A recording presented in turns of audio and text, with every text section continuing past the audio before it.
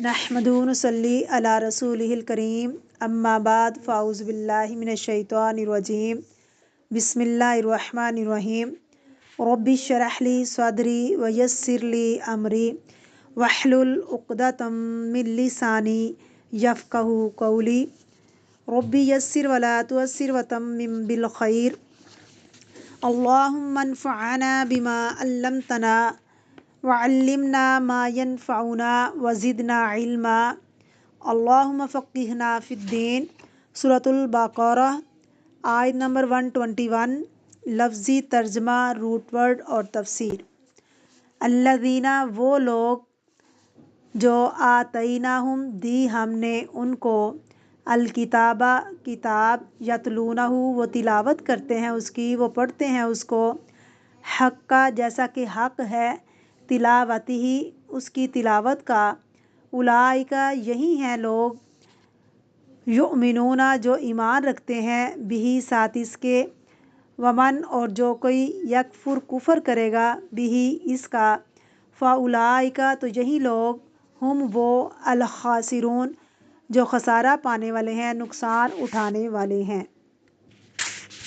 الذین، وہ لوگ جو، آتیناہم، دی ہم نے ان کو، آتا، یاتی، عطا، یوتی، عطا، یاتی مطلب آنا، آتا، یؤتی کا مطلب ہے دینا، آتیناہم، دی ہم نے ان کو، الکتاب، کتاب، جن کو ہم نے الکتاب دی، یہاں کتاب دی اسم جنس ہے، اس سے مراد کوئی بھی کتاب جو اللہ کی طرف سے آئی، خواہ وہ تورات ہے یا انجیل ہے یا قرآن پاک ہے، وہ لوگ جن کو ہم نے کتاب دی، یتلونہ، وہ اس کو پڑھتے ہیں، تلا، یتلو، تلاوت، سمجھ کر پڑھنے کے لیے آتا ہے، یتلونہ، پڑھتے ہیں اس کو، کس کو؟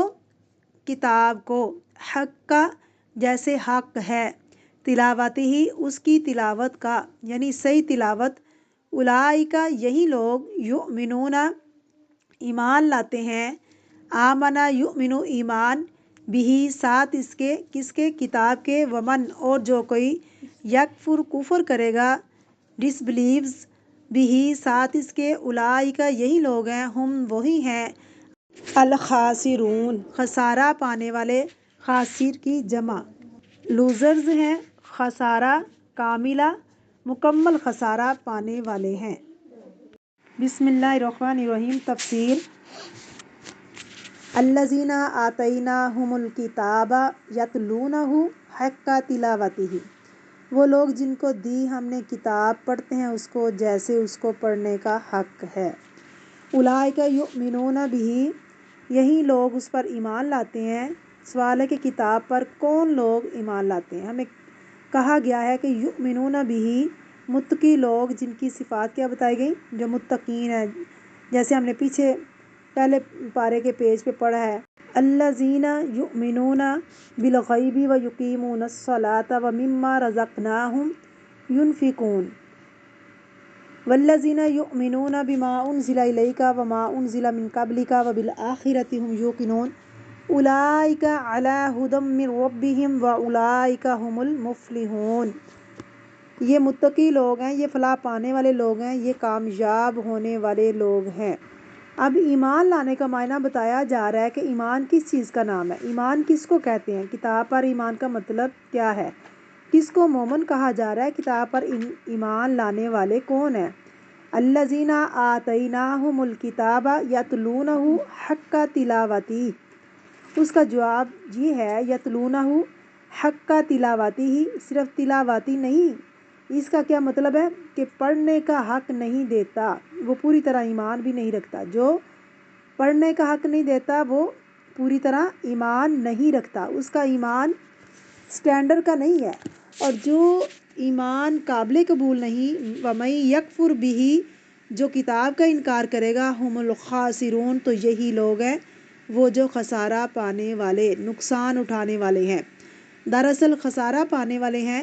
اب یہاں پر سارے گروہوں کو، اگلے پچھلوں کو، یہود و نصارہ کو، اور پھر مسلمانوں کے گروہوں کے اندر کیا کہا جا رہا ہے کہ تم سب کتاب والے ہو، کون کون کتاب والا ہے؟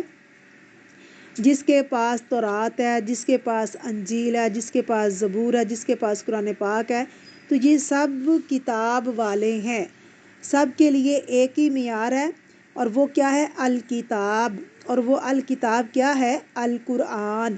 تو ہم نے ان کو کتاب دی، اب ان کے اوپر ذمہ داری کیا ہے کہ اس کے اوپر وہ اسے پڑھیں۔ کیسے پڑھیں؟ جیسے پڑھنے کا حق ہے۔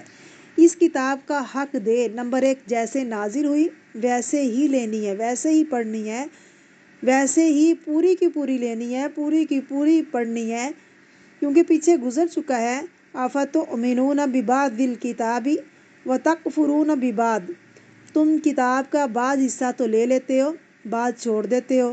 مکمل کتاب پر عمل کرنا یعنی جس لہجے میں نازل ہوئی اس کو بھی فالو کرنے کی کوشش کرنا، صحیح عربی میں پڑھنے کی کوشش کریں۔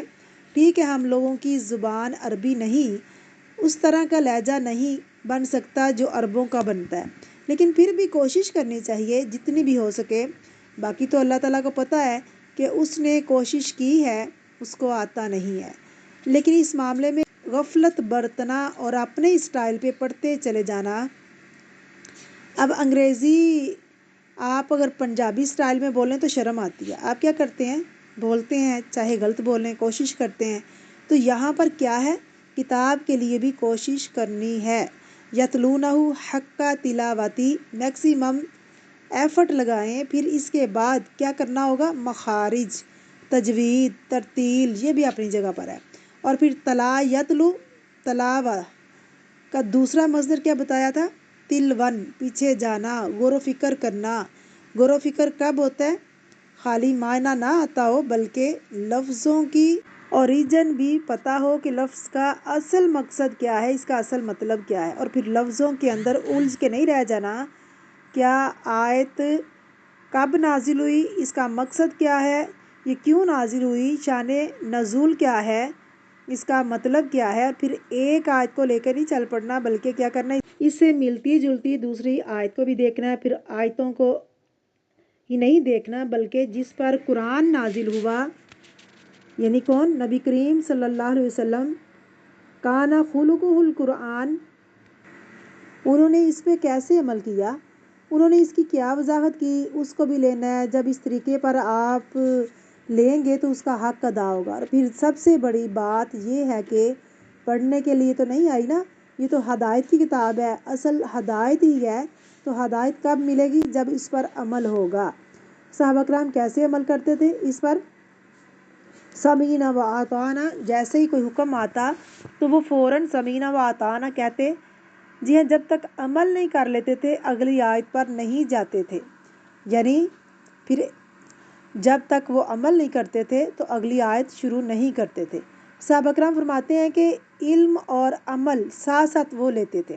اصل میں انہوں نے قرآن پاک کو بہت نیچرلی لیا، انہوں نے اسے اپنے لیے ساری زندگی کا موقف بنایا۔ زبان تو ان کی اپنی تھی، حضور صلی اللہ علیہ وسلم کے زمانے میں اصل جو چیز تھی وہ کیا تھی، یعنی کس چیز کا عروج تھا یا دور دورہ تھا؟ شعر و شاعری کا۔ تو بچہ بچہ ان کا زبان کا ماہر ہوتا تھا، اور اپنے بچے کو وہ شہر سے باہر مکہ میں، چونکہ بہت سارے لوگ حج عمرہ کرنے کے لیے آتے تھے، تو جو مکہ کا شہر تھا اس میں بہت اور کلچر انوالو تھے، تو مکہ کے لوگ یہ سمجھتے تھے کہ ہمارے بچے اگر مکہ میں رہ کر پلیں تو ان کی زبان ٹھیک نہیں ہوگی، صحیح نہیں ہوگی۔ زبان کی درستگی کے لیے بچوں کو کہاں بھیجتے تھے؟ دودھ پلانے کے لیے دیہاتوں میں۔ دیہاتوں کی فضا جو تھی وہ پاک صاف ہوتی تھی، بچے صحت یاب ہوتے تھے۔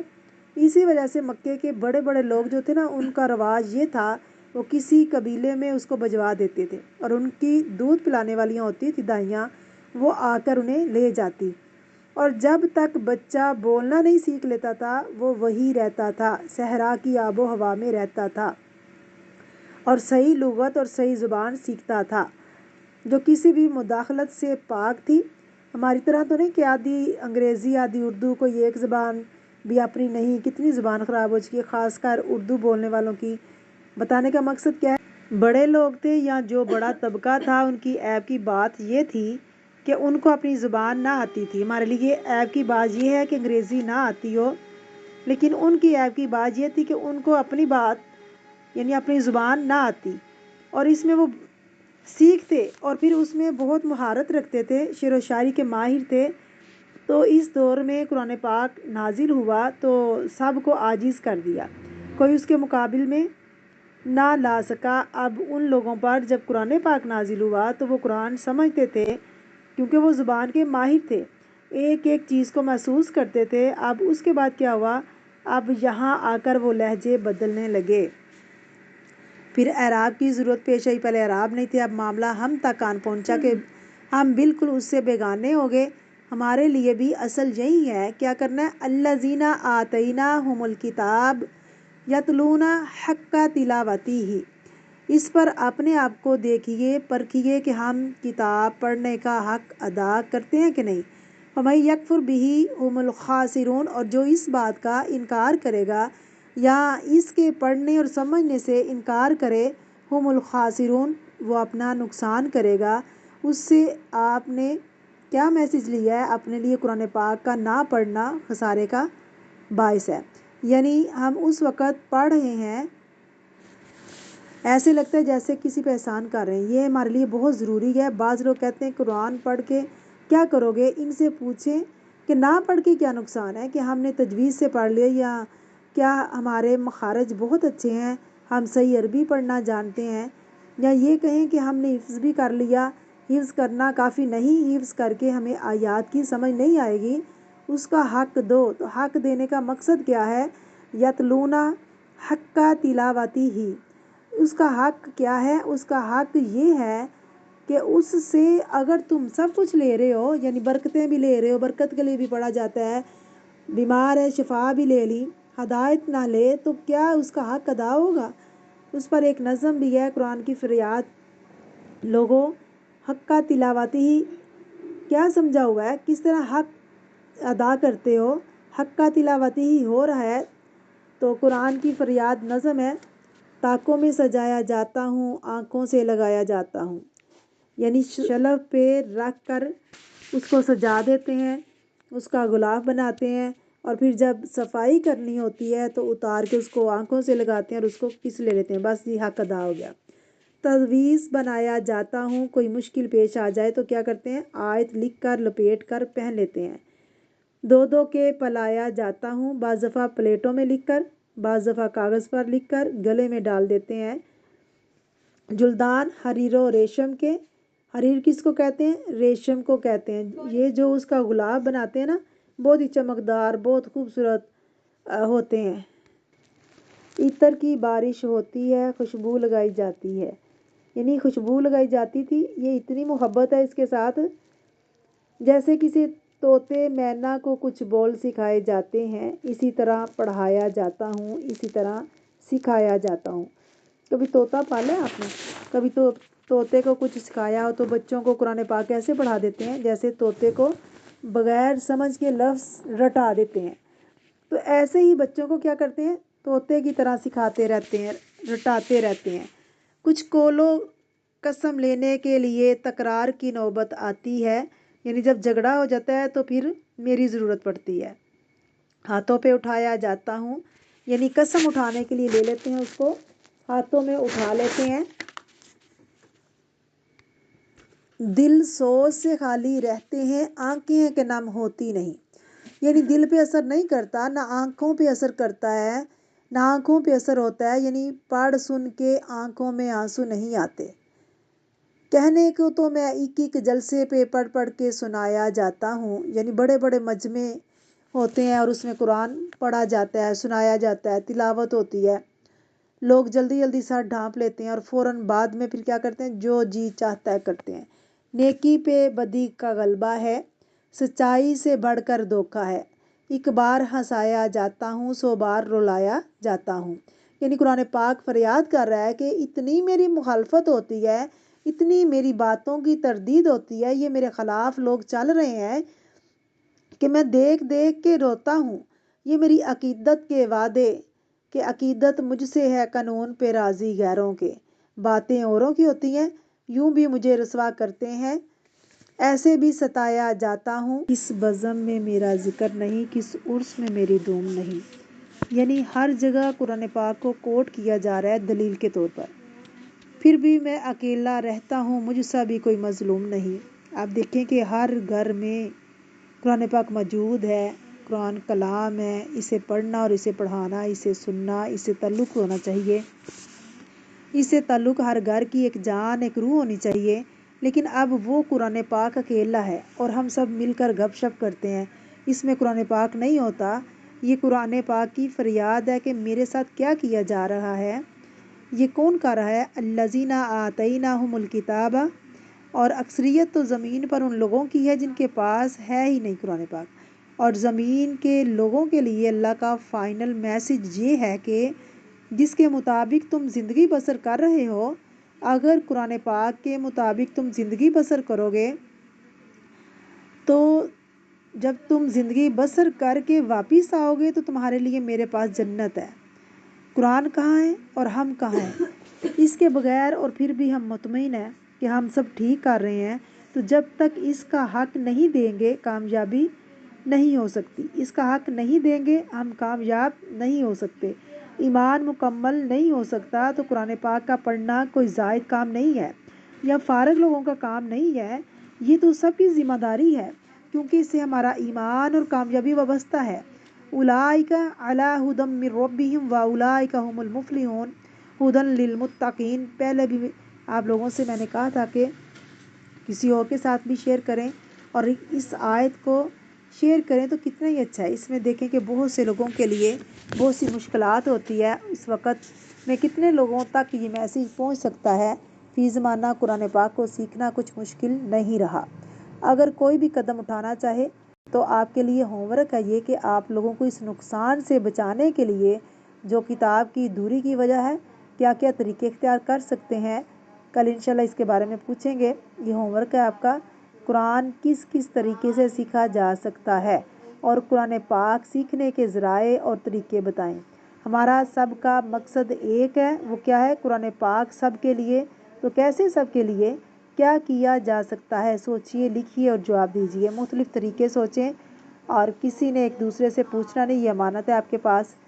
ہر ایک تک قرآن پاک پہنچانا ہمارا فرض ہے تاکہ حجت تمام ہو۔ یہ نہ ہو کہ ہم خود تو سیکھیں اور دوسروں کو راستے میں چھوڑ دیں۔ دوسروں کو، اپنوں کو ساتھ لے کر چلنا ہے۔ وما علینا الا البلاغ المبین۔ سبحانک اللہم و بحمدک، اشہد ان لا الہ الا انت، استغفرک و اتوب الیک۔ السلام علیکم ورحمۃ اللہ وبرکاتہ۔